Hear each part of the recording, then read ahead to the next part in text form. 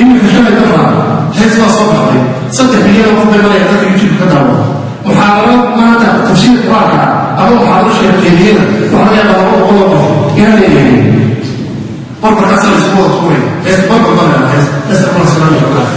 saasay way isku wada tuuraysaa صدقيني ما يوقف الدنيا والله تتبعنا وحنا قاعد نهيئ وحنا قاعد نقول والله وكعوه تعالى صالح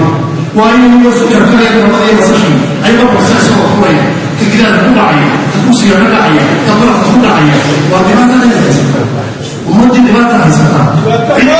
عند الله يتسمى عند الله يتسمى وهو يقول له وهو يقول له